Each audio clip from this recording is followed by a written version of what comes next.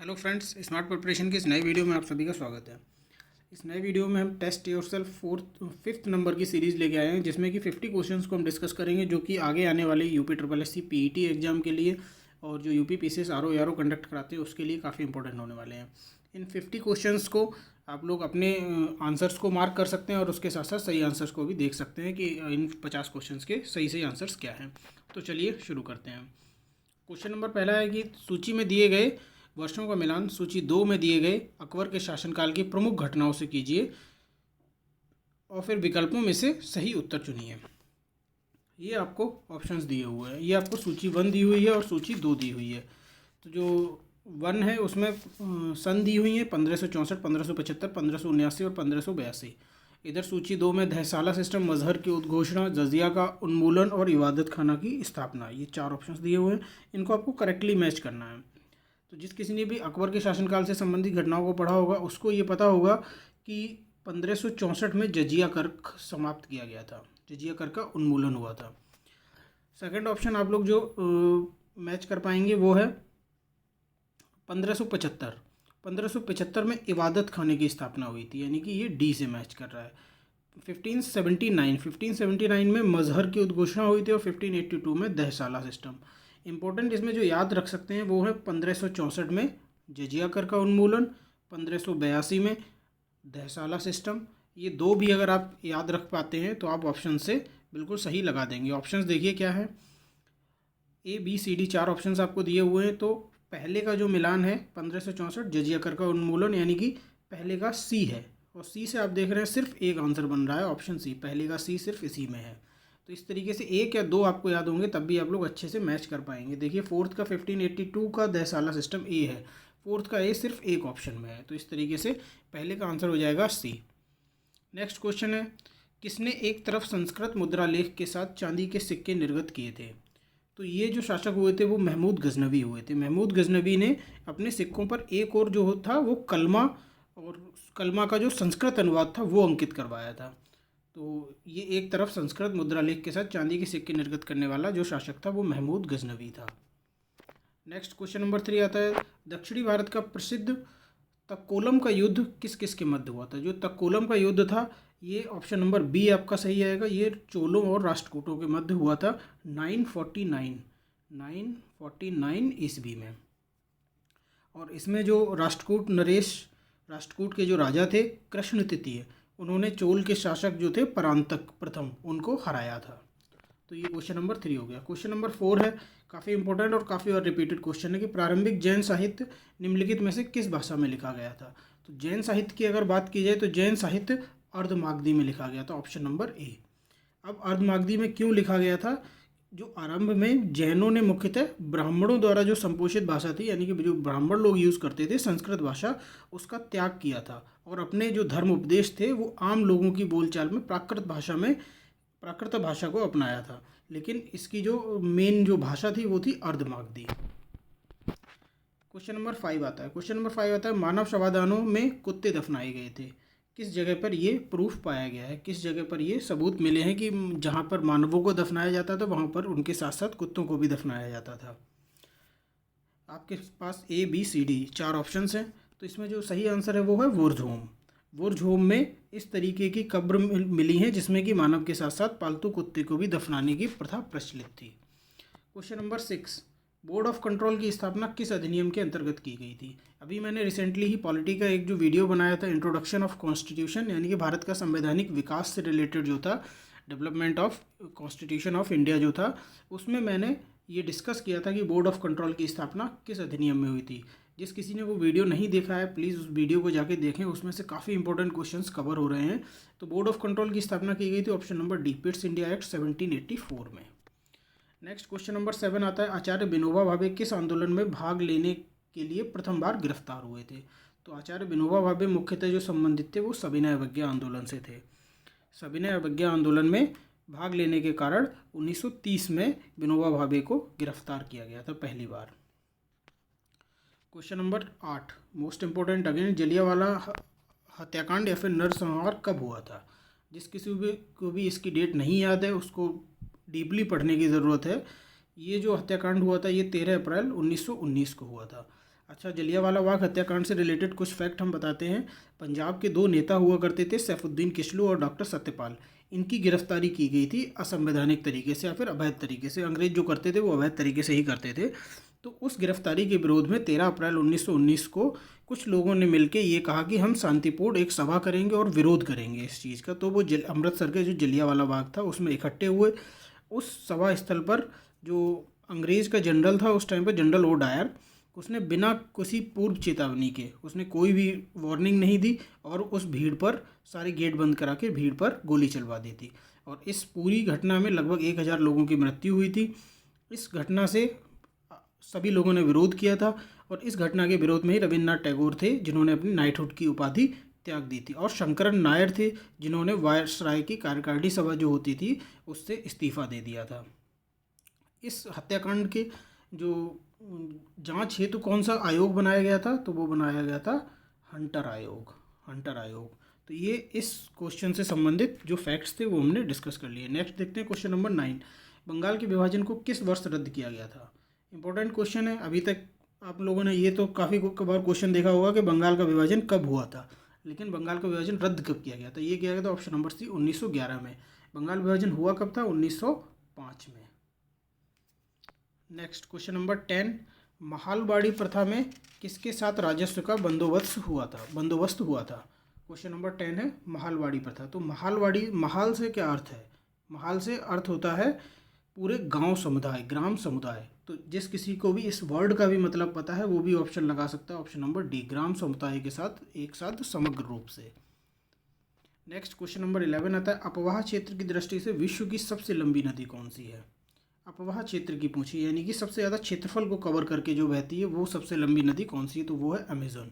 अगर लंबाई की दृष्टि से पूछें, लेंथ के हिसाब से पूछें तो सबसे लंबी नदी नील होती है, लेकिन अगर एरिया के हिसाब से पूछते हैं तो वो अमेजन होती है। क्वेश्चन नंबर 12 आता है प्रधान यमनोत्तर ध्रुववृत्तीय तथा विषुवत भूमध्य रेखा का प्रतिच्छेदित बिंदु कहाँ पर स्थित है? तो इसका जो प्रतिच्छेदन बिंदु है वो अटलांटिक महासागर में है। अब अटलांटिक इसमें ऑप्शन नहीं है, तो हमको पता है कि अंध महासागर जो है, ब्लैक सी जो है, वो अटलांटिक महासागर में ही उपस्थित है।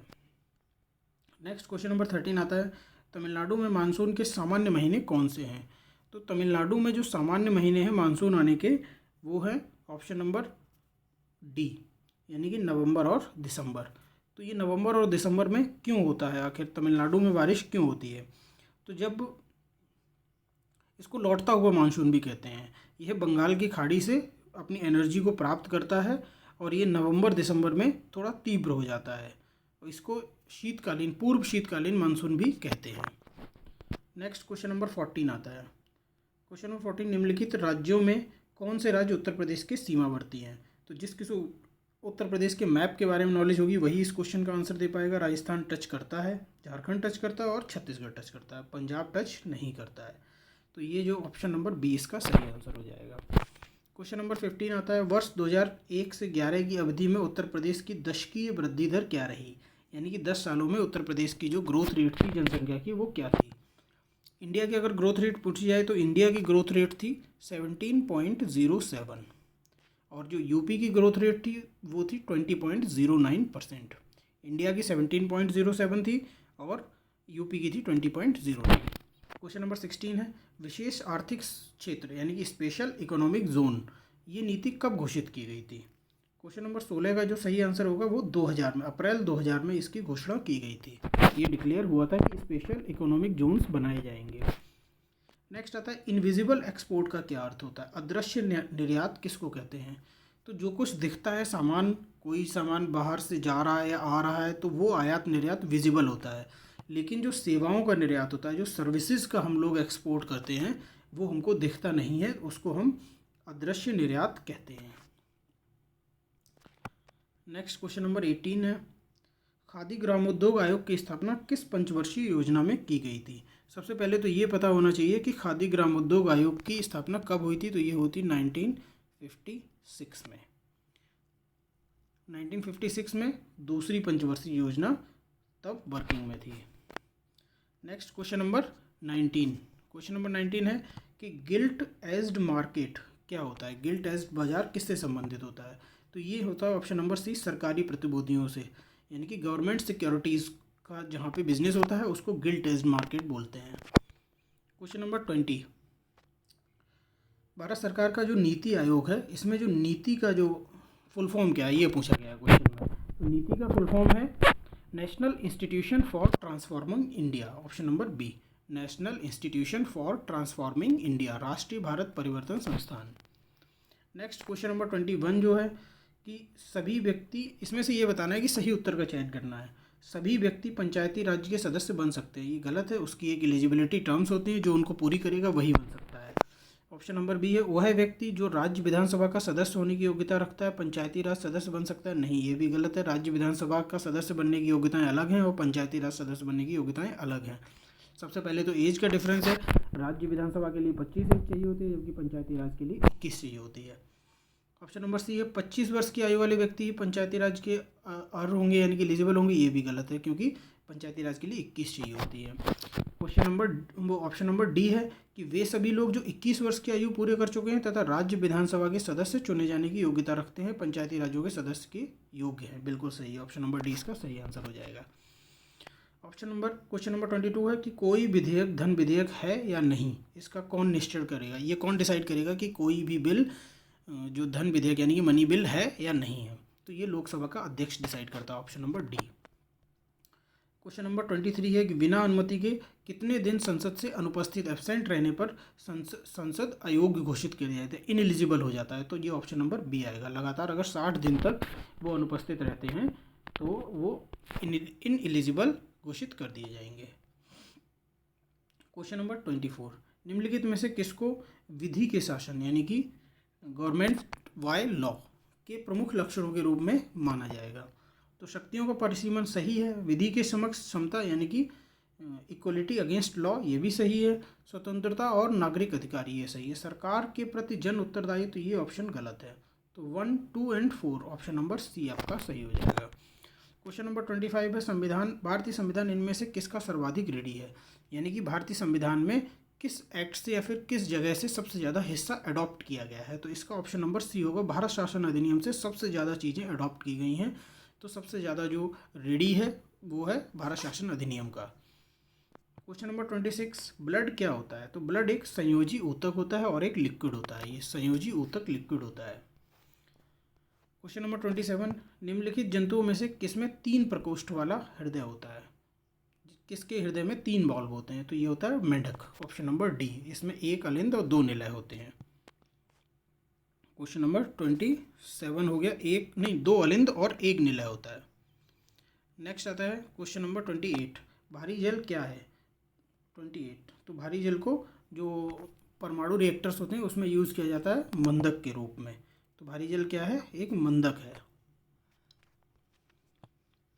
नेक्स्ट है क्वेश्चन नंबर 29, घरेलू बिजली के तार किस आधार के रूप में, मतलब जब घरेलू बिजली की जो फिटिंग होती है वो किस तरीके से की जाती है, तो वो हमेशा समानांतर संयोजन होता है, पैरेलल अरेंजमेंट होता है उसका। क्वेश्चन नंबर 30 है डेसिबल किसे नापने के लिए प्रयोग किया है, तो डेसिबल हमेशा ध्वनि की तीव्रता है यानी कि वातावरण में ध्वनि, ऑप्शन नंबर सी सही है। नेक्स्ट क्वेश्चन नंबर 31, इसको 51 की जगह 31 पढ़ेंगे। निम्नलिखित में से कौन सी किताब सरोजनी नायडू द्वारा लिखित नहीं है, तो सरोजनी नायडू ने जो बुक्स लिखी थी अगर उसके बारे में आपको पता होगा तभी आप इसका सही आंसर दे पाएंगे। इसमें जो द गोल्डन बर्ड जो है ये ग्रीन ब्रदर्स द्वारा लिखी गई थी, ग्रीन ब्रदर्स ना कि सरोजनी नायडू। बाकी the breaking wing, the golden threshold, the word of the time, ये तीनों सरोजनी नायडू द्वारा लिखी गई थी। क्वेश्चन नंबर 52, मोहिनीअट्टम नृत्य निम्नलिखित में से किस राज्य से संबंध है, मोहिनीअट्टम नृत्य केरला से संबंधित है। उड़ीसा का कौन सा होता है, उड़ीसा का ओडिसी होता है। कर्नाटक का कौन सा होता है, यक्षगान होता है। तमिलनाडु का भरतनाट्यम होता है और केरला का मोहिनीअट्टम होता है। नेक्स्ट क्वेश्चन नंबर 33, निम्नलिखित में से कौन सी ग्रीन हाउस गैस नहीं है, तो नाइट्रोजन कभी भी ग्रीन हाउस गैस नहीं होती, बाकी कार्बन डाइऑक्साइड, मीथेन और जलवाष्प तीनों ग्रीन हाउस गैसेज हैं। क्वेश्चन नंबर 34, पारितंत्र के 2 मूल घटक कौन से हैं, इकोलॉजी के 2 मूल घटक कौन से, इकोसिस्टम के 2 मूल घटक कौन से हैं, तो ये हमेशा जीवित और अजीवित होते हैं, जीवीय और अजीवीय। क्वेश्चन नंबर 35, पोर्ट ब्लेयर किसकी राजधानी है, हर किसी को पता होगा port Blair Andaman and Nicobar द्वीप समूह की राजधानी है।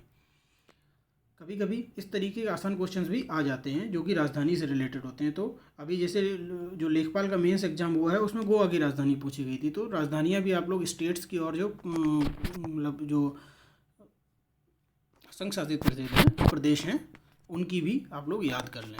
यूनियन टेरेटरीज और स्टेट्स दोनों की राजधानियाँ एक बार जरूर देख लें।